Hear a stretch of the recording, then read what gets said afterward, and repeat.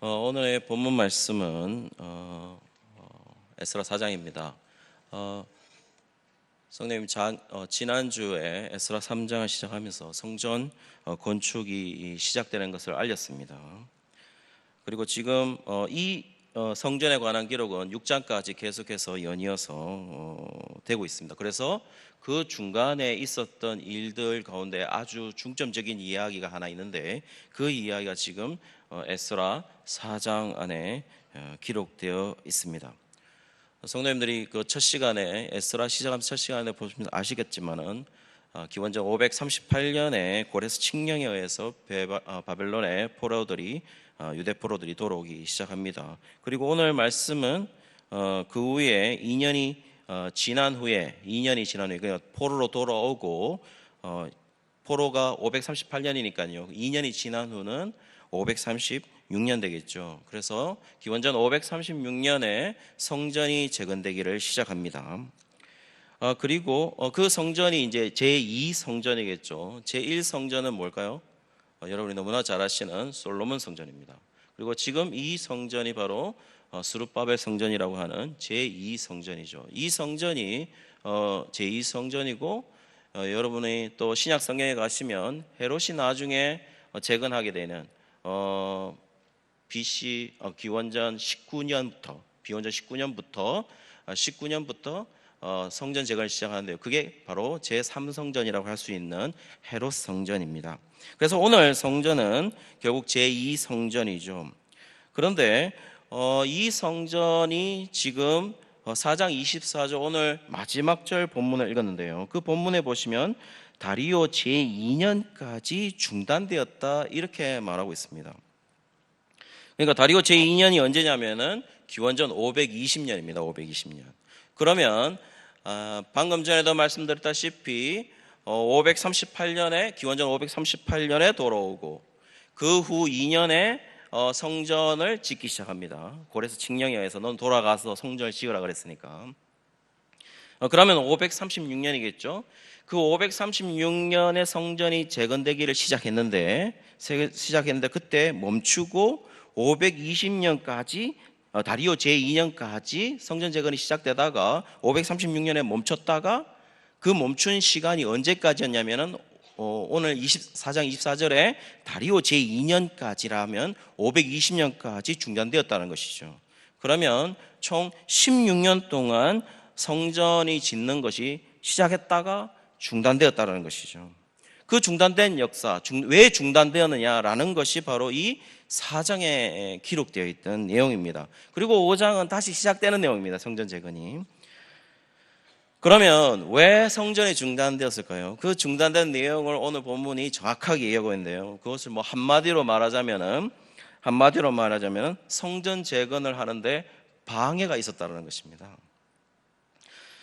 그러면 오늘 4장에 있는 이 방해가 어떤 방해인지 들어봐야 되는데요. 1절에 보시면 이스라엘 백성들이 포로로 돌아온 후에 성전을 건축하는데요. 그 성전을 건축하는 이야기들을 누가 듣냐면은 유대와 베냐민의 대적들이 들었다 이렇게 말하고 있습니다. 그렇다면 유다와 베냐민의 대적들이 누굴까요? 이들의 정체를 알아야 될 텐데요. 그래서 이 유다와 베냐민의 대적들이 드는데요. 그래서 이 사람들이 방해를 했는데요. 이들의 정체가 뭘까요?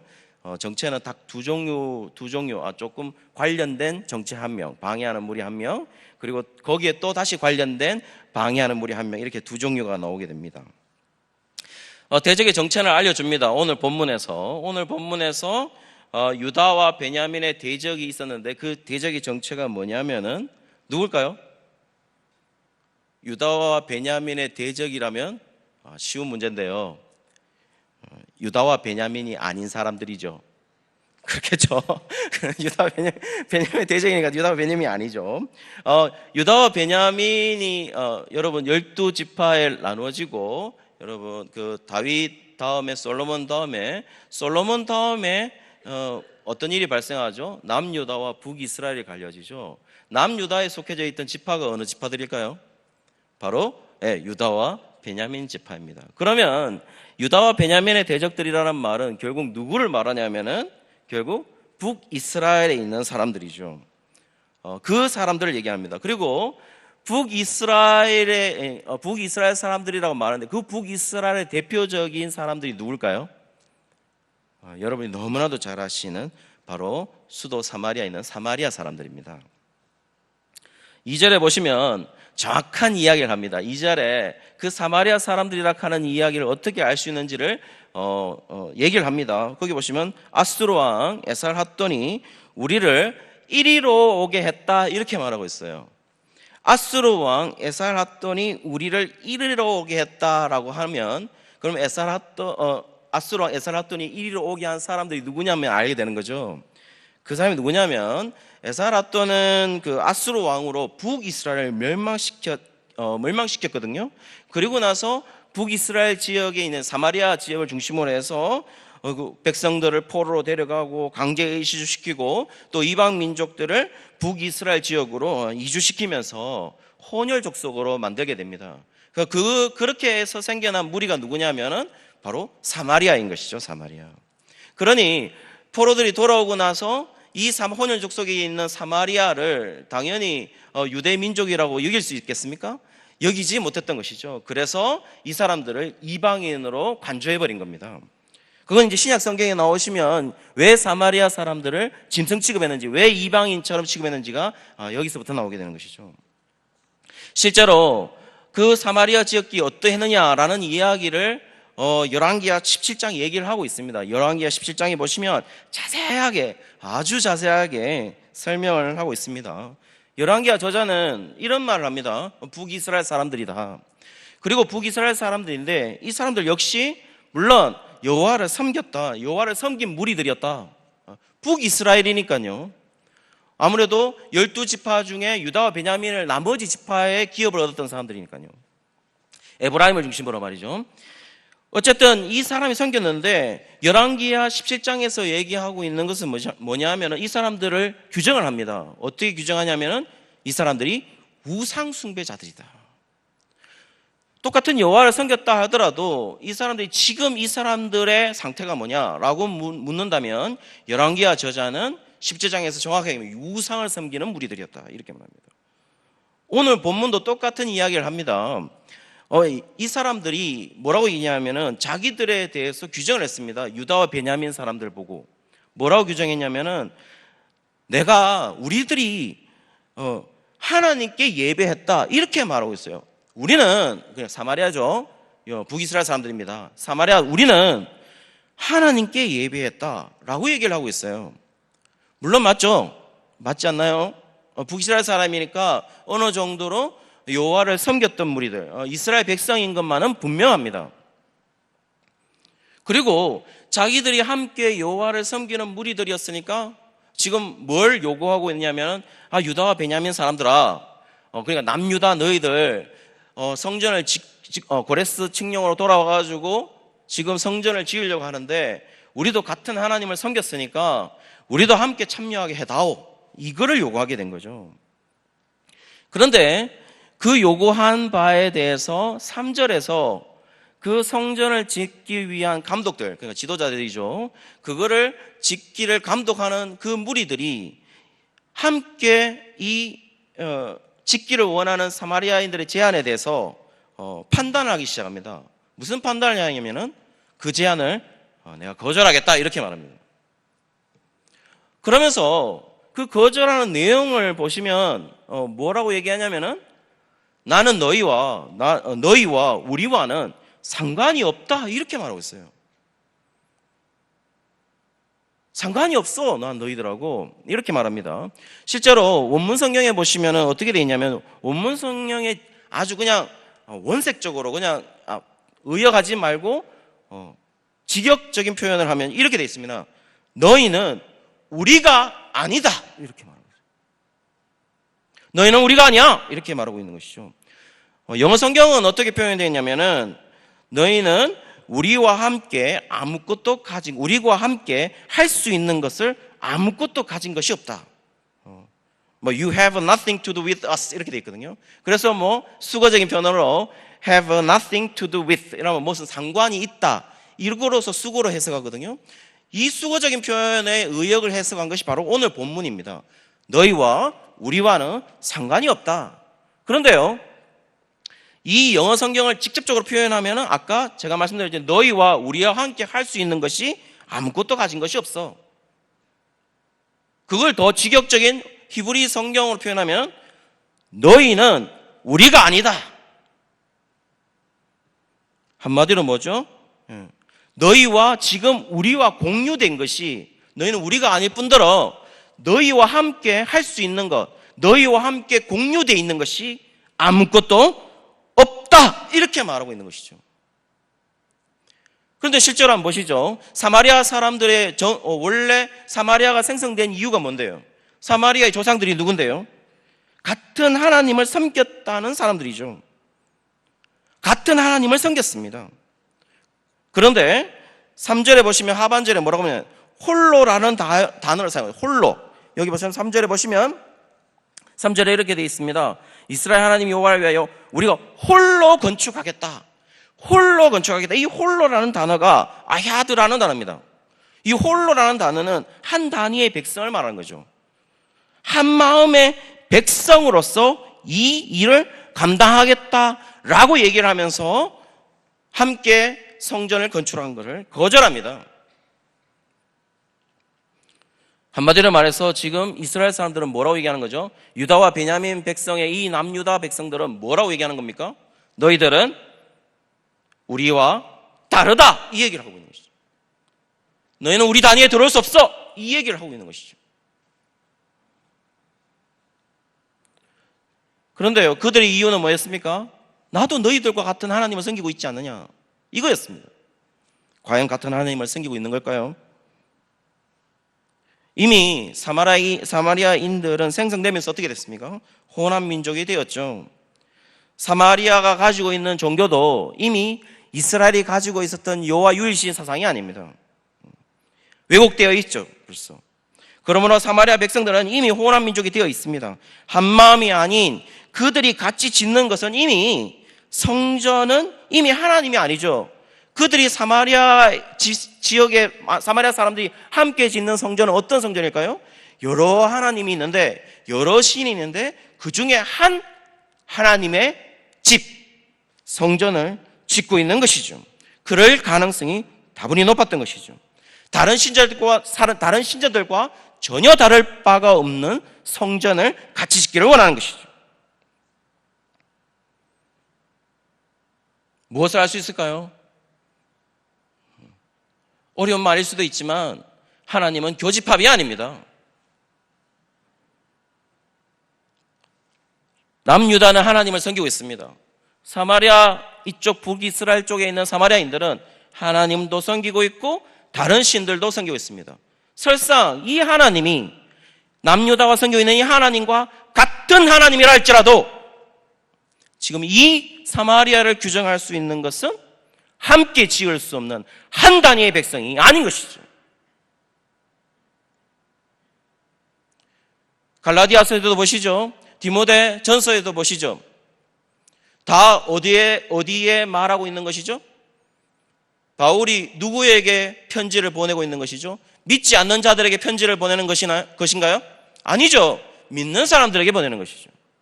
교회들에게 보내는 편지입니다. 갈라디아 교회들에게. 디모데 전서도요. 디모데, 에베소 지역의 교회를 목회하고 있는 디모데에게 보내고 있습니다. 거기에 다른 복음을 전하는 자들이 왔습니다. 디모데 전서는 다른 교훈을 전하는 자가 왔습니다. 다른 교훈이 완전 다른 교훈일까요? 성도님들 어떻게 생각하시는 다른 교훈일까요? 다른 복음일까요? 완전히 다를까요? 아니요. 복음 외에 덧붙여져 있는 것들이죠. 바울은 뭐라고 말합니까? 다른 복음을 전하면 저주가 있을 것이다. 이렇게 말합니다. 그리고 디모데전서에는 어떻게 얘기하나요? 다른 복음, 다른 교훈을 하는 자들에게 내가 사탄에게 내어주겠다. 이렇게 말하고 있습니다. 지금 그 이유 때문에, 똑같은 이유 때문에 지금 이 사람들이 함께 제안한 성전을 건축한 것을 거절하고 있는 것이죠. 이 사람들이 어떤 사람이냐, 왜 거절을 할 수밖에 없는 이 사람들이 어떤 사람인가를 그 후에 그들의 행동 양식을 보면 압니다. 거절당했지 않습니까? 거절당하고 나서 그들은 해결하고 싶어 합니다. 어떻게 해결할까요? 같은 민족으로서 같은 하나님을 섬겼다고 하는 그들이 이제는 뇌물을 주어서, 지금 뇌물을 주어서, 이방인들에게 뇌물을 주어서 자신의 생각들을 관철시킵니다. 그것이 바로 방해하는 두 번째 무리가 되는 것이죠. 그래서 사마리아인들은 그들과 함께 있었습니다. 유다와 베냐민과 함께 있었던 것이 아니라 뇌물을 받은 이방인들과 함께 있었던 것이죠. 그들과 함께 공유했던 것이죠. 이미 그들은 이방인들이었습니다. 유다 민족이 그 제안을 거절한 이유가 뭡니까? 너희는 우리가 아니다 였습니다. 그러면 그들은 누구일까요? 이미 이것을 방해하는 이방인이었던 것이죠. 그런데요, 더 문제가 있습니다. 더 문제가 나타났습니다. 뭘까요? 더 큰 문제가 나타났습니다. 이런 과정 속에, 이런 방해가 속에서 유다 백성들의 반응이 어땠는지가 나옵니다. 그 반응이 뭐냐면 이렇게 표현합니다. 4절에 손이 약해졌다. 유다 백성들이 손이 약해졌대요. 이 손이 약해진 게 뭘까요? 이 손이 약해졌다는 표현이 뭘까요? 손이 약해졌다는 말이 구약 성경에 여러 번 나옵니다. 사무엘하 4장 1절에도 나오고, 이사야 13장 7절에도 나오고, 에레미야 6장 24절에도 나오고, 38장 4절에도 나옵니다. 근데요, 그 상황들의 다 모든 맥락을 살펴보면 손이 약해졌다는 표현이 뭐냐 하면은 결국 도저히 일을 할 수 없는 능력, 일을 할 수 있는 능력이 완벽하게 사라진 상태, 그것이 바로 손이 약해져 있다라는 상태입니다. 그리고 나서 그런 아무 일도 없게 되었던 그런 상태들이 있었던 예를 두 가지를 갑자기 이 에스라 저자가 들게 됩니다. 손이 약해져 있었던 상태, 그 상태가 있었던 시기를 갑자기 들기 시작하는데요. 그 시기가 누구냐 하면은 바로 첫 번째, 우리 6절부터 언급이 되고 있는 아하수에로 왕입니다. 아하수에로 왕은 너무나도 잘 아시죠? 누구의 남편일까요? 에스더의 남편입니다. 에스더의 남편. 여러분 첫 시간에 송 목사님 통해서 말씀 많이 드렸죠. 그 아하수에로 왕이 다리오 왕 1세였는데 다리오 1세 왕하고 한판 그리스하고 한판 붙었는데 그리스가 승리하죠. 그 전투가 마라톤 전투였죠. 그래서 마라톤 승리했다 이렇게 얘기를 하고, 그것을 이거를 복수하기 위해서 이 아하수에로 왕이 그리스로 갑니다. 그리스로 갔을 때 한판 붙었던 사람들이 누구냐 하면은 바로 스파르타 아시죠? 스파르타쿠스. 그 사람들이었죠. 영화 300, 제가 제일 기분 나빠하는 영화입니다. 모두 다 온몸이 다 식스팩. 저는 원팩밖에 없는데 저 식스팩을 들고 300명이 나타나 보십시오. 제가 제일 기분 나쁜 거죠. 그래서 300명이 나왔는데 거기서 일단 이깁니다. 일단 이기고 나서 일단 이겼지만 그 다음에 있는 살라미스 해전에서 패하게 되는 것이죠. 그 패하게 되는 것도 나중에 영화화됩니다. 그게 뭐냐면 300 제국의 부활이라는 그 영화가 2014년도에 개봉되게 됩니다. 어쨌든 그 영화까지 다 나와 있습니다. 그 왕인데요. 그렇게 이 아하수에로 왕은 그렇게 정복을 하면서 뭡니까? 이집트와 바벨론의 반란을 다 진압했습니다. 그러니까 전쟁을 잘했던 왕이죠. 그러면서 반란군의 세력들을 너무나도 많이 겪었던 왕입니다. 그러면서 반란군을 진압했던 왕이었죠, 사실은. 지배국들이 반란을 일으킨 것을 많이 평정했던 그 왕이었습니다. 그래서 이 사람이 다스렸던 시기, 기원전 486년에서 465년까지입니다. 그때에 무슨 일을 가지고 예를 드냐면은 성전 짓는 것의 방해가 아니라 성벽 짓는 것에 대한 방해를 언급하기 시작합니다. 오늘 본문이. 그래서 그때에 유다의 대적자들이 글을 올려가지고 유다와 예루살렘 사람들을 고발했다 이렇게 말하고 있어요. 이 6절에 보시면 그 고발했다는 단어 있죠. 이 고발했다는 단어가 바로 시트낙 하는 단어입니다. 이 시트나라는 단어가 뭐냐면 반대하다, 고소하다라는 단어입니다. 그러니까 유다 백성들을 시트나했다라는 것이죠. 반대했다 이렇게 하는 거죠. 고발했다라는 것이죠. 이 시트나의 명사가 뭔지 아십니까? 이 시트나의 명사가 사탄입니다. 사탄. 사탄 많이 들어보셨죠? 사단입니다. 사단. 세이탄입니다. 세이탄. 그러니까 반대자라는 뜻이죠. 대적자라는 뜻입니다. 우리가 잘 알고 있는 사단이라는 것입니다. 그렇게 한마디로 말해서 그들이 뭐라는 거죠? 유다 이 예루살렘 주민을 고발했다는 말은 유다와 예루살렘들에 대해서 사단짓을 했다는 것이죠. 그들은 사단과 같은 행동을 했다는 것입니다. 그들을 방해하기 위해서. 결국 사단이 하는 행동은 뭐죠? 똑같은 거죠. 사단이 하는 행동이 뭡니까? 하나님의 일을 방해하는 것이죠. 고로 하나님의 이 일을 하고 있는 하나님의 백성들을 일을 할 수 없도록 만드는 것, 손이 약하도록 만드는 것이죠. 그 사단의 계략을 오늘 어떻게 얘기하고 있습니까? 16년간 성전 재건하는 걸 멈추었다 이렇게 말하고 있어요. 멈추게 만들었다는 것이죠. 그러면 저자가 말하고 싶은 게 뭘까요? 그 16년 동안 사단이 방해한다고 해서 손이 약해져서 될까요? 우리가? 사단이 방해한다고 해서 하나님의 일을 멈춰서 될까요?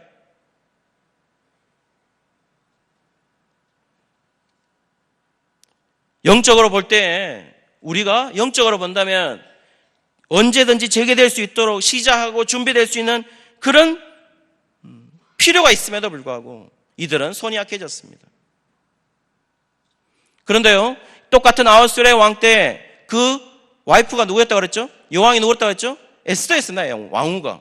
에스더는 어떻게 했나요? 똑같은 일을 방해했음에도 불구하고 어떻게 했나요? 죽으면 죽으리라고 다가갔어요.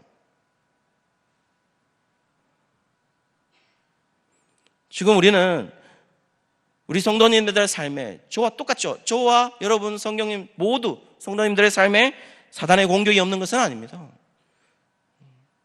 사단이 공격합니다. 어떻게 해야 될까요? 사단은 멈추지 않습니다. 두 번째 예를 보여줍니다. 두 번째가 뭐냐면 7절에 또 나옵니다. 7절에 똑같은 예가, 비슷한 예가 나옵니다. 아닥사스다 왕 시기 때를 얘기합니다. 한마디로 아하수에르 왕. 그 아하수에르 왕의 두 번째 여왕이 왕후가 에스더였고 첫 번째 왕이 와스디였죠. 와스디. 그 와스디 통해서 나온 왕이죠.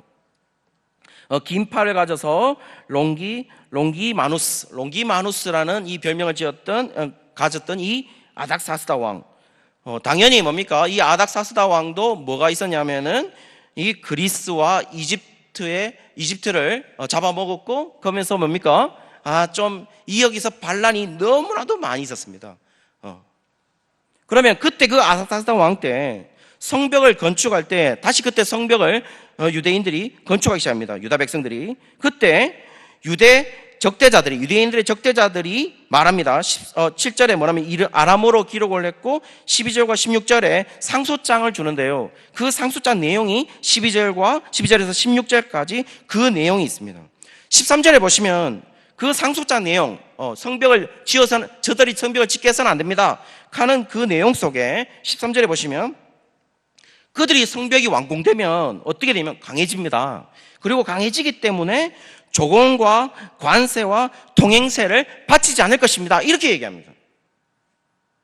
그러면 아까 아하수에르 왕도 그렇고 지금 아닥사스다 왕도 그렇고 지금 뭡니까? 역사가 이미 얘기를 해주고 있죠. 강해질 때마다 피지배국이 강해질 때마다 뭡니까? 반란을 일으켜서 어쨌든 이것을 피하려고 하는 속국에서 해방하려고 하는 이들의 무리가 있었다는 거죠. 그러니 뭡니까? 그것을 이용해서 유대인의 대적자들이 뭐라고 했냐? 저 사람들이 성벽을 짓게 되면 성벽을 지음으로 말미암아 자기들이 독립할 것이고 조공과 관세와 통행세를 바치지 않을 겁니다. 당연히 역사가 그것을 이미 습득시켜줬죠. 아닥사스다 왕에게, 그리고 아하수레 왕에게. 그러니 어떻게 하겠습니까? 못 짓게 하는 것이죠. 그리고 그 유대 대적자들이 만약 유대인들이 저들이 성벽을 지으게 되면 어떻게 되느냐? 저들이 성벽을 짓는다고 하는 것은 폐역하고 악한 성읍을 건축하는 것입니다 라고 얘기합니다. 당연히 뭐겠죠? 세상의 입장에서 하나님 나라가 어떤 나라일까요? 폐역하고 악한 나라인 거죠. 15절에 뭐라 합니까? 저렇게 성벽을 짓는 자들은 반역을 일삼는 자들이다 이렇게 얘기합니다. 왕의 서편영지가 없어질 것입니다 이렇게 얘기합니다. 그러면서 유다 백성들이 성벽 건축하는 것을 재건한 것을 방해했던 것이죠. 이런 사실들을 다 보시면 무엇을 느낄 수 있을까요? 하나님의 백성들은 무엇의 연속이죠? 고난의 연속입니다. 고난의 연속. 끝없이 고난을 받는 것이죠. 끝없이 힘든 것이죠. 언제나 사단의 계략의 대상이 되어 있던 것이죠. 사단은 하나님이 버린 자들을 괴롭힐 이유가 없습니다. 그들이 대상이 될 수가 없죠. 그들은 이미 사단의 밥인데, 아비가 마귀인데,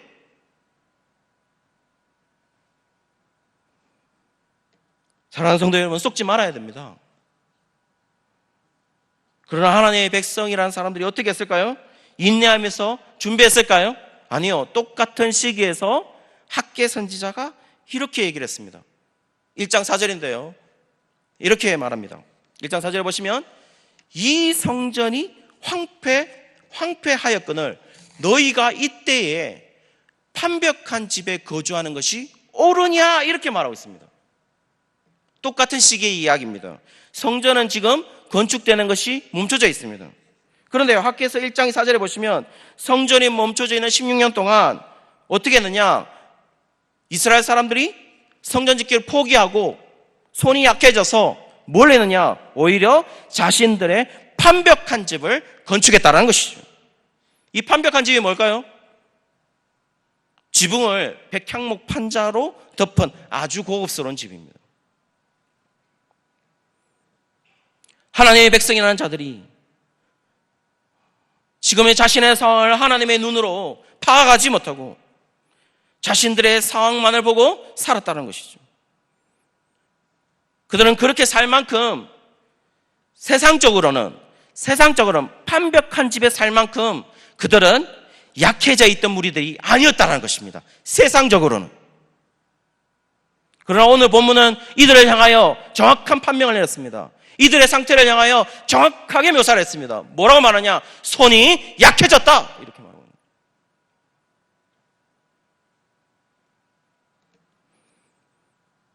그들의 상황은 하나님과의 관계를 말하는 성전이나 성벽만 포기하면 그들은 잘 살 수 있는 여건들이 있었다라는 것이죠. 잘 살고 싶으신가요? 세상에서 성공하고 싶으신가요?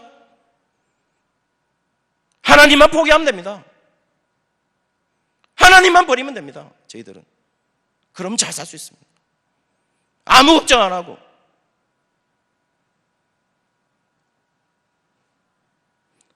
그렇게 할 수 있는 그들을 향하여 분명한 것은 오늘 성경 본문은 그들의 손은 아무것도 할 수 없는 그런 손에 지나지 않았다 이렇게 표현하고 있습니다. 손이 약해졌다 이렇게 말합니다. 17절과 22절까지 사마리아인들의 상소에 의한 그 아닥사스당의 왕의 결론을 보내는데요. 사마리아인들이 말한 내용들이 상당히 이 아닥사스다 왕을 설득시켰던 것 같습니다. 당시 유다 나라에 있었던 내용들의 이 기술들이 말이죠. 옛적 지배국에 있었던 반역됐던 사건들을 이렇게 기술하고 있어요. 그리고 20절에는 유다 나라가 강했던 시기를 강조하면서 그들이 다시 그렇게 강해지면 반드시 지배 나라를 배역할 수 있다라는 것을 적시합니다. 그러니 아닥사스다 왕은 당연히 뭡니까? 설득당할 수밖에 없는 것이죠. 결국 하나님 나라의 강함은 어디에 있습니까? 하나님 나라의 강함은 반드시 세상 나라의 위협이 되는 것이죠. 당연한 것입니다. 하나님 나라의 강함은 큰 군왕이 있었는데 그 큰 군왕들은 자신들의 국력이 강했던 자들이 아닙니다. 자신들의 국력이 강했던 자들이 아니라 그들이 하나님과의 관계가 정상이었던 사람들, 그 사람들이 바로 세상의 큰 군왕이었던 것이죠. 하나님의 큰 군왕. 다윗을 보십시오. 다윗이 정말 무서운 왕이었다, 정말 대단한 왕이었다 라고 하는 그 왕은 언제였나요? 언제 더 무서운 왕이었나요? 언제 더 강력한 왕이었나요? 사울에게 쫓기던 그 다윗이었나요? 아니면 전 이스라엘 이스라엘 다스렸던 그 다윗이었나요?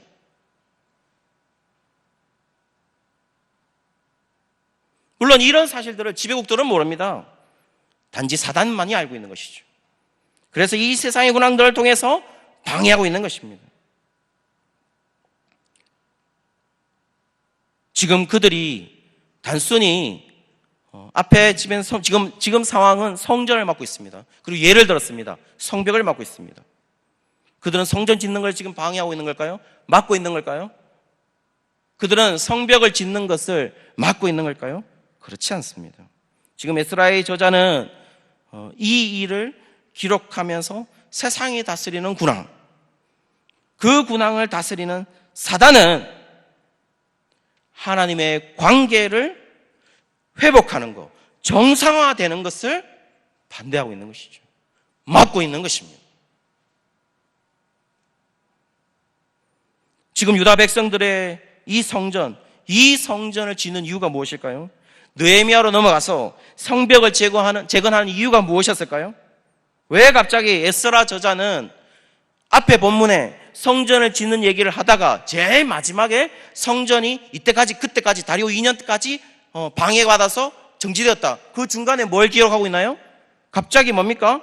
그 후의 기록, 성벽을 막는 기록의 예를 2개를 들고 있습니다. 왜 이 얘기를 하고 있는 걸까요? 왜 이 구조를 사용하고 있는 걸까요? 성전이 짓는 것이 중단되었다, 그리고 이 성전을 짓는 것이 중단됐다는 얘기를 하고 나서는 성벽을 짓는 것이 중단됐다는 2 얘기, 아수레 왕 때 얘기, 아닥사스다 왕 때 얘기를 2개를 내놓습니다. 그리고는 성전이 이때까지 중단되었다, 이렇게 해서 결론을 내리고 마칩니다. 왜 이 2 얘기를 할까요? 왜 성전을 짓는 것을 막는 이 얘기를 하다가 왜 갑자기 성벽 이야기할까요? 그 이유는 간단하겠죠. 성전을 짓는 의미와 성벽을 짓는 의미가 동일하기 때문이죠. 동일한 겁니다. 성벽은 뭘 말하냐? 성벽을 왜 칠까요? 성도님들, 성벽을 보면 어떤 생각이 들까요? 성벽 밖은, 저 성벽 밖에 있는 사람들은 결국 나와 다른 사람이죠. 그렇죠? 그럼 성벽이 의미하는 건 뭘까요?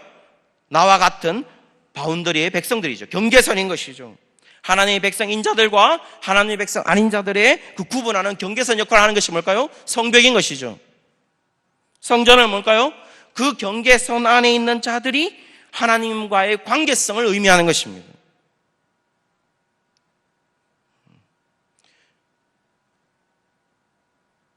PPT 한 장을 볼 텐데요.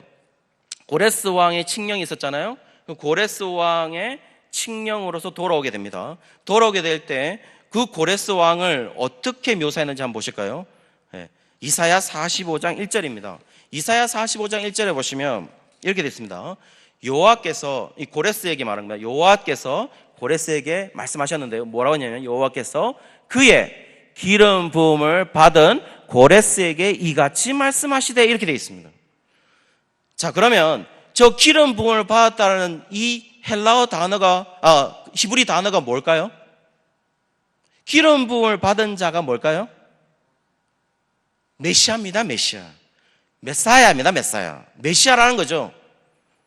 한마디로 말해서 고레스 칙령은 너희들 돌아가라, 가서 성전을 건축하라는 것입니다. 너희들의 자율권을 가지라는 얘기였죠. 그 얘기였습니다. 한마디로 사람들은 무슨 마음이 들까요? 내가 지배를 당하고 있다가 내가 이제 해방되었어. 내가 이제 해방되었고, 이 해방시키는 자, 그리고 우리에게 자유를 주는 자, 그 사람을 뭐라고 얘기했을까요? 메시아로 여기는 것이죠. 그 바로 위에 구절 한번 볼까요? 그 메시아가 어떤 일을 하는지. 44장 28절입니다. 44장 28절 다음에 45장 1절, 아까 방금 읽었던 내용입니다. 44장 28절에 고레스에 대하여는 이르기를, 지금 하나님께서 얘기하는 겁니다. 고레스에 대하여 이르기를 내 목자라. 그가 나의 모든 기쁨을 성취하리라. 이렇게 얘기합니다. 저 역할을 하는 사람이 누굴까요? 메시아인 것이죠, 메시아. 그러면 이 고레스가 가서 성전을 건축하게 했습니다. 자, 그러면 이 하나님 백성의 회복을 의미하는 이 메시아, 그러면 그들의 지배자에서 그들이, 이 이스라엘 백성들이 고레스 칙령에 의해서 이제 돌아와서 성전을 지었습니다. 그러면 고레스 그 지배국에서 바사, 메데파사, 이 바사의 지배국에서 벗어났습니까? 완전히 벗어났나요? 벗어난 게 아니죠. 벗어나지 않았죠. 이스라엘 백성들은 한 번도 벗어나지 않습니다. 메데 페르시아 다스리다가, 그 다음에 어떻게 다스립니까? 헬라가 다스리다가, 그 다음에 로마가 다스리다가. 그게 신약시대까지입니다. 그러면 그들의 관계, 그들이 이 고레스 칙령을 메시아적 사명으로 이해했던 그들의 관계는 이 성전을 짓는 것을 뭐로 의미했을까요? 결국 메시아가 오시면 뭘 어떻게 하죠? 하나님의 나라를 회복하는 것이죠. 자신들의 백성이 회복되는 것으로 의미했단 말입니다. 그러므로 성전을 짓는 의미는 뭘까요? 피지배국에서 자유함을 얻는 것이었나요? 그게 아니라 이 성전을 짓는 의미는 결국 하나님의 관계를 회복하는 것이었습니다. 그들은 어땠나요? 그들은 성전 짓기가 26년 이상이나 멈췄음에도 불구하고 그들은 어떻게 했나요? 손이 약해져서 학개세어 말하면 개인 집을 짓기를 먼저 했습니다. 하나님의 관계를 회복하는 것보다 어떻게 했나요? 자신들의 유익을 먼저 생각했던 것이죠. 아무 의미 없는 짓을 했던 것이죠, 이 사람들. 그들이 상당한 능력과 부와 명예를 가졌다고 할지라도 오늘 성경은 표현합니다. 세상적으로는 강할지 몰라도 오늘 성경은 뭐라고 말하냐? 그들의 손은 약했다. 이렇게 말합니다.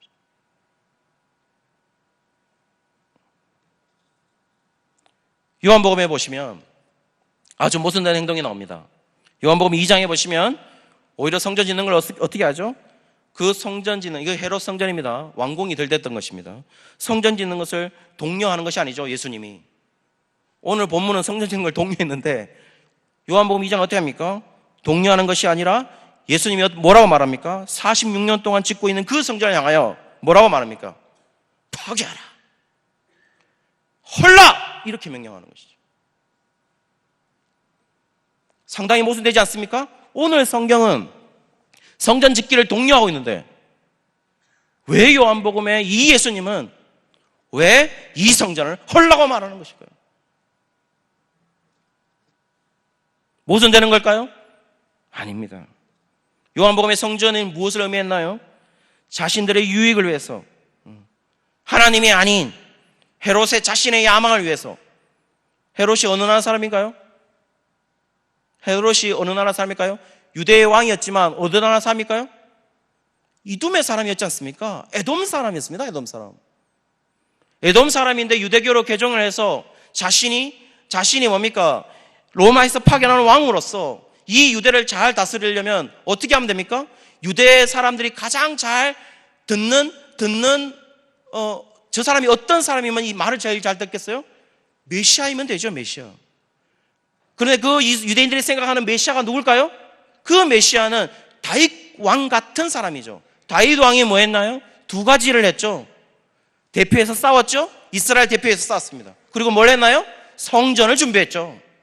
그러니 이 헤롯은 이둠의 사람으로서 이스라엘 백성들을 잘 반란 없이 종 잘 바치고 로마에게 그러면서 자기 말을 잘 듣게 하기 위해서는 자기가 메시아로 여겨져야 되죠. 그것을 위해서 헤롯 성전을 지었던 것입니다. 단지 그 이유 때문에.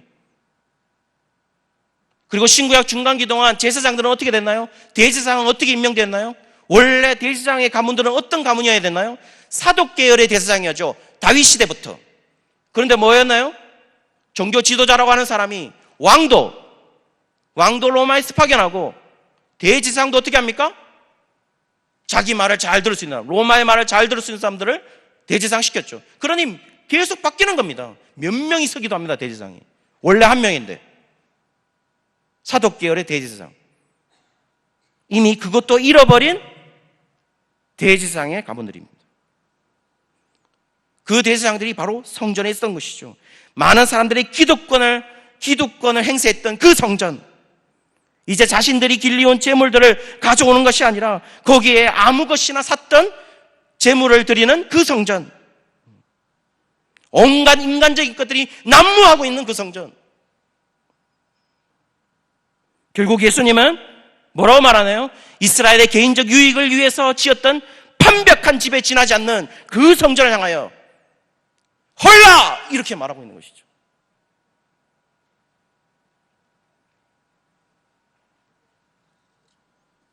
예수님께서 사마리아 여인에게도 이야기합니다. 그때 오늘 본문에서 성전 짓는 것을 거절했기 때문에, 같이 성전 짓는 것을 거절했기 때문에 사마리아인들도 자신들을 위하여 성전을 짓습니다. 알렉산더 대왕 때 한 4세기 기원전 4세기 정도 되겠죠. 4세기 때 짓기 시작합니다. 어디에 짓기느냐? 그 사마리아 여인이 자기가 예배했던 그곳, 그 산이 어딜까요? 그리심산에 성전을 짓기 시작합니다. 나중에 기원전 2세기에 힐카누스라는 그 하스모니안 왕가, 그러니까 유대의 왕입니다. 그 유대의 왕이 이 성전을 무너뜨립니다. 그런 자신의 성전, 예수님은 뭐라고 말하고 있습니까? 너는 이 산에서도 말하라. 이 산이 뭐죠? 그리심산에 있는 사마리아인들아, 저 산에서도 너는 예배하지 마라. 유대인들 향하여 말합니다. 이스라엘도 예배하지 마라. 그 헤롯 성전. 그 이유는 간단한 것이죠. 더 이상 그 성전은 하나님의 관계성과 무관한 예배를 드렸던 것이죠. 사랑하는 성도 여러분, 우리는 어떤 성전을, 하나님의 집, 정확한 표현은 성전이 아니라 오늘 본문상의 히브리 원문의 표현은 하나님의 집입니다. 하나님의 집을, 어떤 하나님의 집을 짓고 있습니까? 하나님이라고 집이라고 생각하면서 혹시 우리의 완벽한 집을 짓고 있는 것은 아닌지요? 만약 우리가 제대로 된 하나님 성전을 지을 때, 하나님의 집을 지을 때 결국 우리가 제대로 하나님의 성전, 고린도전서에 보면 우리가 하나님의 성전이지 않습니까?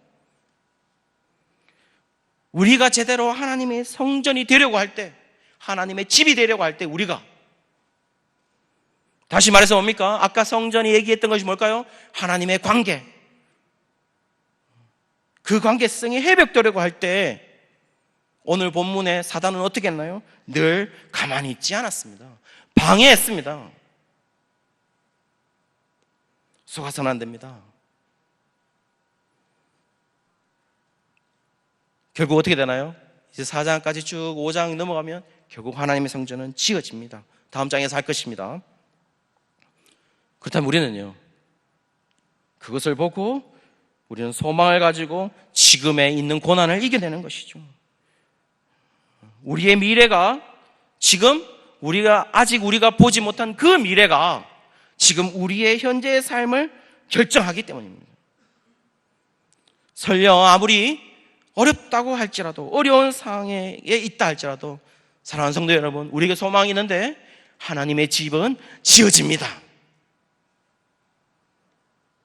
하나님의 관계가 날마다 회복되기를 원합니다. 우리의 삶의 예배가 날마다 회복되기를 원합니다. 그래서 사단에게 늘 승리하는 역사가 있기를 주의 이름으로 축원합니다.